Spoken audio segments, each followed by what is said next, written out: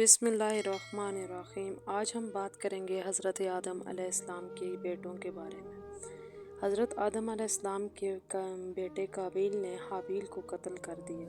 اللہ تعالیٰ نے کوے کے ذریعے اسے دفنانے کا طریقہ بتایا، جس پر عمل کرتے ہوئے اس نے لاش دفنا دی۔ اب اسے اپنے والد کے غصے کا خوف تھا۔ اسے اس بات پہ شیطان نے قابیل کو گھر سے بھاگنے پر بغاوت سے اکسا دیا۔ اسے یہ خوف لاحق ہو گیا کہ قابیل اگر حضرت آدم علیہ السلام کے پاس رہا تو کہیں توبہ کرنے کے بعد راہ راست پہ نہ آ جائے، اور کہنے لگا چونکہ تیرے والد اب تجھے زندہ نہیں چھوڑیں گے اس لیے تو یہاں سے بھاگ جا۔ تو قابیل تو پہلے ہی سے اس بات پر بہت خوف زدہ تھا، لہٰذا وہ یمن کی طرف فرار ہو گیا۔ وہاں اس نے سکونت اختیار کی اور بعد میں اس نے وہاں شادیاں بھی کی، جس میں سے اولاد کثیر پیدا ہوئی۔ قابیل نے اپنے والد کے دین کو چھوڑ کر اور اپنے والد کے دین حق کے خلاف بغاوت شروع کر دی، آتش پرستی شروع کر دی، اور شیطان نے اسے بت بنانے کے بارے میں بھی طریقہ بتا دیا۔ شیطان نے اسے پتھر سے بت بنانے کا طریقہ بتایا تو یوں قابیل کی اولاد اور ایک اللہ کو چھوڑ کر بتوں کی پرستی شروع کر دی۔ دنیا میں قتل و غارت، حسد اور فساد، بت پرستی شروع ہو گئی۔ حضور اکرم صلی اللہ علیہ وآلہ وسلم نے فرمایا، دنیا میں جب کوئی بھی قتل ہوتا ہے تو اس کا ایک گناہ قابیل کو جاتا ہے، کیونکہ یہ وہی شخص ہے جس نے ظلم اور ظالمانہ طریقے سے قتل شروع کیا اور ناحق قتل کر کر حضرت آدم علیہ السلام کی نسل میں قتل شروع ہوا۔ حضرت آدم علیہ السلام کو جب بیٹے کی قتل کی خبر ملی تو وہ بہت زیادہ غم زدہ ہو گئے۔ یوں حابیل نہایت ہی نیک اور فرمانبردار تھا، اور نیک اور شائستہ نوجوان ہونے کی وجہ سے حضرت آدم علیہ السلام کو اس سے بہت زیادہ امیدیں تھیں۔ ان کی انہی خوبیوں کی وجہ سے حضرت آدم علیہ السلام نے اپنے دین کی آگے بڑھانے کے لیے حضرت حابیل علیہ السلام کے بارے میں مکمل طور پر سوچ رکھا تھا۔ حضرت آدم علیہ السلام اور حضرت اماں بہت زیادہ اداس ہوا کرتے تھے اور بیٹے کو یاد کیا کرتے تھے اور گھنٹوں آنسو بہایا کرتے تھے، جس پر اللہ پاک سے دعائیں بھی کیا کرتے تھے۔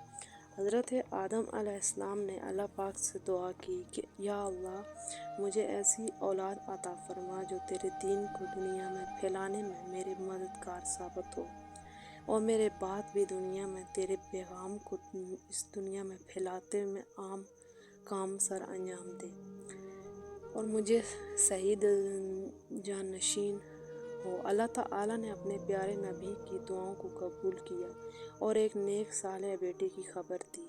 چونکہ کچھ ہی عرصے بعد حضرت شیش علیہ السلام پیدا ہو گئے۔ حضرت آدم علیہ السلام حضرت اماں حوا ان کی پیدائش پر بہت خوش تھے، کیونکہ حضرت آدم علیہ السلام کے تیسرے بیٹے تھے اور اس وقت ان کی عمر 130 سال تھی۔ اماں حوا چونکہ اپنے بیٹے کا نام شیش رکھتی ہیں، جس کے معنی عربی میں عطا خداوندی، یعنی کہ خدا کی طرف سے عطا کیا ہوا تحفہ۔ حضرت شیش علیہ السلام بہت خوبصورت اور بہت ہی خوبصیرت تھے۔ چونکہ وہ بہت خوبصورت تھے، اس وجہ سے حضرت آدم علیہ السلام کو بھی اپنے بیٹے سے بہت محبت تھی۔ حضرت آدم علیہ السلام نے حضرت شیش علیہ السلام کو ہر وقت اپنے ساتھ رکھا۔ آپ کو یہ بات معلوم ہو چکی تھی کہ یہ بچہ ان کا جانشین ہوگا۔ چونکہ انہوں نے شروع سے ہی ان کی تربیت پر توجہ دی اور حضرت شیش علیہ السلام اور حضرت آدم علیہ السلام سے ملتے جلتے بھی تھے، جس کی وجہ سے ان کی عادات بھی حضرت آدم علیہ السلام سے ملتی تھی، شکل و صورت کے لحاظ سے بھی ملتے جلتے تھے۔ آپ علیہ السلام اپنے بیٹے کو جنت کا حال سنایا کرتے تھے، اچھے اور برے کی پہچان کرواتے تھے۔ جوں جوں حضرت شیش علیہ السلام بڑے ہوتے گئے، ان کی پوشیدہ صلاحیتیں نظر آنا شروع ہو گئیں اور والدین کی تربیت بھی نکھر کر سامنے آنا شروع ہو گئی۔ حضرت آدم علیہ السلام نے ان کو تبلیغ، تدریس کا علم اور بہترین طریقے زندگی کے سکھائے۔ انہیں دن رات کی گھڑیوں کی پہچان کروائی اور ان میں عبادت کرنے کا طریقہ بھی بتایا۔ اس کے علاوہ طوفان نوح کے بارے میں بھی آگاہ کیا۔ جو کچھ بھی بعد میں آنے والا تھا، سب کے بارے میں حضرت آدم علیہ السلام نے حضرت شیش علیہ السلام کو بتایا۔ حضرت حوا کو حضرت شیش علیہ السلام سے بڑی امید تھی، جس کی وجہ یہ تھی کہ ان کا پہلا بیٹا قتل ہو گیا تھا اور دوسرا شیطان کا پیروکار بن کر گھر سے بھاگ گیا تھا اور شیطان کے راستے پر چلتے ہوئے کفر کے راستے پر عمل کرتے ہوئے شیطان کا پیروکار تھا۔ اب اللہ کے دین کو آگے بڑھانے اور شیطان کے شر کا مقابلہ کرنے کے لیے حضرت آدم علیہ السلام کے بعد حضرت شیش علیہ السلام ہی تھے۔ چونکہ حضرت آدم علیہ السلام کی موت کا وقت جب قریب آیا تو انہوں نے حضرت شیش علیہ السلام کو اپنا خلیفہ اور جانشین نامزد کیا۔